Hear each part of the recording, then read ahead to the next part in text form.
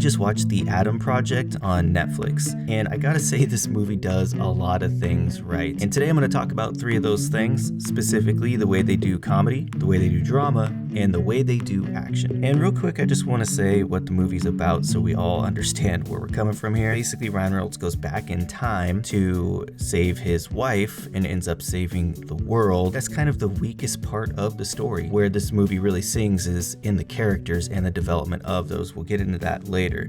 So let's jump into our list here. Number 1, comedy. I'm actually not a massive fan of Ryan Reynolds' style of sarcasm. Wait. Bullet? You were shot? Yeah, no, actually, no.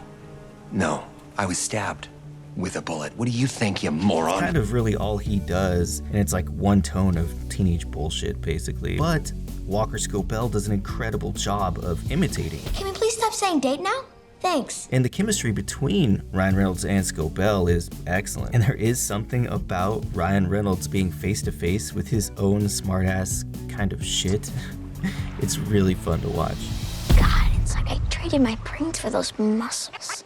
Okay, number 2, drama. I was really surprised at the level of character development in this movie. At one point or another, I was invested enough in each person that I was worried for what was gonna happen next. And there's more than one dramatic beat to this movie. Let me give you a couple examples. There's a bar scene where Adam from the future, we'll call him adult Adam, is having a conversation with his mom, but she doesn't know she's talking to her son. And they're talking about the difficulties of raising teenagers. He kind of takes the opportunity here to apologize for the way he treated her. And I think this is gonna touch a lot of people in a way of we were all bad teenagers and we look back on how we treated our mom and we're kind of disappointed in ourselves for the way that we act. I think that's something most people feel. But then there's other types of dramatic beats, his relationship with his father.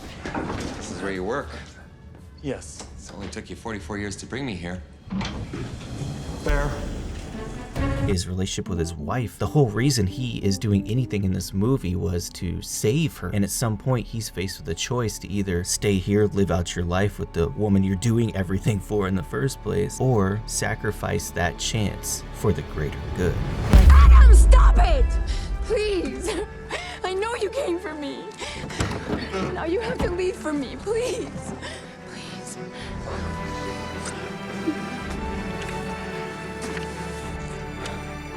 We can fix this. And in this moment, you feel the pain. All right, I'd put drama in the middle on purpose because I didn't really want to end on such a down note, but the movie isn't that big a downer, to be honest. So we're gonna get into action next. And the action scenes in this movie are so good, and not in like an innovative kung fu kind of way, more like a clean and easy to understand kind of way. I think the best way to get the point across here is to show you what dirty and hard to understand looks like.